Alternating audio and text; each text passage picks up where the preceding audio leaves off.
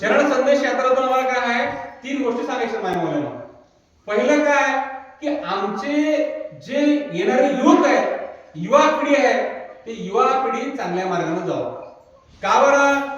आज तुम्ही बघा आमच्या सगळ्या पालकांची एक होऊन झाले. काय झाले? आमची युवा पिढी पूर्णतः बर्बाद झाली.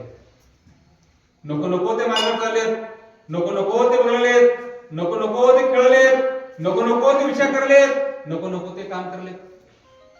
ह्यासाठी शरण संदेश यात्रेच्या माध्यमातून आमच्या युवा पिढीला आमचं जे ओरिजिनल तत्व आहे, बसवण्याचं तत्व आहे, बसवण्याचं काय एक सिद्धांत आहे, बसवण्याचा दासव सिद्धांत आहे, हे सगळ्यांना कळावं. यासाठी पहिला उद्देश काय तर युवकांसाठी. दुसरा उद्देश आहे आमच्या महिलांसाठी. आम्ही कुठेही चाललो शरण संदेश यात्रा घेऊन तर पहिल्यांदा काय म्हणलं लोकांना, जे आयोजक आहेत त्यांना काय म्हणलो, आमच्या कार्यक्रमाला कंपल्सरी महिला असणं गरजेचं आहे. आता तुम्ही म्हणा महिला असणं का बरं गरजेचं आहे? कारण क्रांती पुरुषाच्या हाताने एकट्याने होत नाही. तुम्ही पुढे बघा, पुरुष एकटं शिकलं तर काय होतंय, पुरुष एकटं पुढे जाते.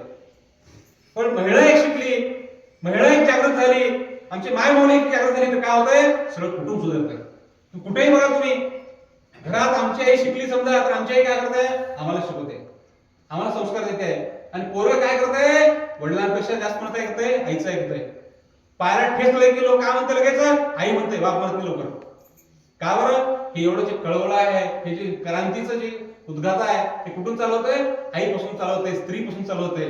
त्यासाठी आम्हाला सांगायचं एवढं उद्देश आहे, आमच्या कार्यक्रमात महिलांना सुद्धा हे तत्व कळायला पाहिजे. कारण हे तत्व जर तुम्हाला नाही कळालं तर हे तत्व समाजात पसरणार नाही. कोणतं मीडिया चॅनल सांगत नाही, कोणत्या टीव्ही मध्ये येत नाही, कोणत्या काय मालिकेमध्ये आम्हाला सांगत नाही. त्यासाठी आज आमच्या लेकरांना जर चांगल्या मार्ग राहायचं असेल तर हे तत्व सांगायचं असेल तर मामुलीनं तुमची जबाबदारी. तुम्ही जर चांगलं राहिलात तर आम्ही चांगलं राहतो, तर तुम्ही जर चांगले राहिले तर हे समाज चांगलं राहणं साध्य नाही.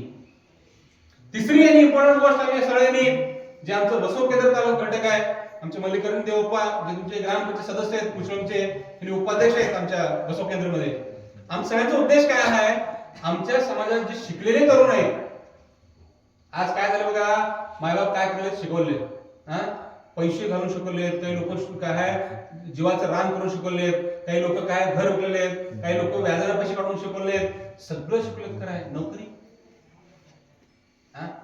नोकरी भेटणार, नोकरी कुठे भेटते हे पण लोक सांगायले. कोणतं चांगलं काम करायला समजा त्याला घरी कसं बसवायचं विचार करले लोक. पण माझं पोरं कुठं चांगलं काम करावं पण सांगणार एक सुद्धा संस्था नाही, एक सुद्धा संघटना काम करायला गेले. आमच्या पोराला काय कुठं लढावं, कुठं भांडण करावं, कुठं गुरुद्वारा करावं ह्यासाठी आलेत. तर आमचं पोरं कुठं चांगलं शिकतंय, कुठं संस्कार घेतंय, कुठं आमच्या पोरं गेलं चांगलं आमचं होतंय असं सांगणार कोण एक सिंगल माणूस हे कुठं समाजात सापडणे गेले. राजकारणी आले, इलेक्शन मध्ये 4 वर्ष फिरले, घरी सोडून गेले. त्याच्यानंतर पुढे 4 वर्ष 11 महिने 26 दिवस आमचं पोरं करावं काय हे प्रश्न आहे. यासाठी बसव केंद्र तालुका घटक आम्ही काय केलो, समाजात, आमच्या समाजात जे जे विद्यार्थी शिकण्यासाठी त्यांना मार्गदर्शन पाहिजे, त्यांना शिकण्यासाठी मार्गदर्शन करायला. जे लोक शिकून घरी बसलेत त्यांसाठी आम्ही काय करतो बाबा, तर त्यांच्यासाठी समजा कोणी आयटी आहे, डिप्लोमा आहे, इंजिनिअरिंग आहे, बीकॉम आहे, एमकॉम आहे, असं जे जे एज्युकेशन ह्या भागात मिळतंय, ह्या ज्या ज्या एज्युकेशन शिकल्यानंतर शिकल्यानंतर जे लोक घरी बसलेत अशा लोकांचं रिझ्यूम, त्यांचं बायोडाटा आमच्याकडे ठेवून त्यांना जिथे जिथे वॅकन्सी असतील तिथे पाठवून नोकरी लावून देण्यासाठी आम्ही एक दुवा म्हणून काम करायला. आम्ही नोकरी देणं गेलो कारण आम्ही एवढे मोठे नाही. आणि तुम्हाला सांगू इच्छितो, त्यावेळेस बसव जयंती होती, ह्या बसव जयंतीला ह्याच बसव कल्याणमध्ये आम्ही एक उद्योग मेळा घेतला, नोकरीचा रोजगार मेळा घेतला. ह्या मेळामध्ये काय केलं आम्ही, आयटीआय, डिप्लोमा, 10वी पास, 12वी pass, BA, BCom, BSc, agri अशा सगळ्या विद्यार्थ्यांचा मेळा घेऊन बसव कल्याणमध्ये आम्ही काय केलं होतं, ह्यावेळेस 20 कंपन्यांना बोलवतो. किती? 20 कंपन्याला. आणि त्या 20 कंपन्याला बोलवून आम्ही बसव कल्याणमध्ये काय केलं, युवकांना इंटरव्ह्यू घेऊन 144 विद्यार्थ्यांना प्लेसमेंट देण्याचं काम केलं. आणि सगळे विद्यार्थी आज काय कामाला आहेत. कुणी हैदराबादला आहे, कुणी पुण्याला आहे, कुणी मुंबईला आहे. काही काही पालक सांगतो मी, हरपूरचे पालक करतात, अनोरगत मल्लिकार्जुन हरपूरचे पालक करतो. त्याला मामा 2 पोरं होते त्याचे, मामा आई वडील होते त्याला, तरी काय करतो मामापाशी राहतो समजा पोरं. शेतात कामाला जात होते. ते पोरं इंटरव्ह्यूला आलं. कसं आलं समजा तुम्हाला, असं पिशवी टाकून घेऊन आले त्यांनी आम्हाला काय म्हणले, आमच्या पोराला इंटरव्ह्यू द्यायचं, आमचं पोरं एवढं शिकले नाही तर 12वी शिकले म्हणले. ठीक आहे बघ द्या इंटरव्ह्यू म्हणलं. इंटरव्ह्यू दिला तर काय झालं, एक पोरं पास झाले, पोरं फेल झालं. मग त्याच्यानंतर ते पालक आमच्याकडे आले. ते काय म्हणले, माझे पोरं पास झालं, आणखी आमचं नातू काय म्हणतं हातचा फेल झालं, कसं करावं म्हणलं. तर आणखी इंटरव्ह्यू द्यायला सांगितलं. आणि तुम्हाला आश्चर्य सांगतो मी, ते हरकुडचे जे 2 विद्यार्थी आहेत, ते हरकुडचे ते 2 पोरं आहेत, आज दोघं काय संगारेड्डीच्या MRF टायर कंपनीवर काम लागले. दोघाला 18,000 पगार आहेत. आणि त्यांचे जे ते मामा आहे हरकुडचं, कुठे सापडा भेटते, काय म्हणतोय तुमची संस्थाला चांगले काम करते. हे जे पुण्य आहे, हे पुण्य कुठं मिळत नाही.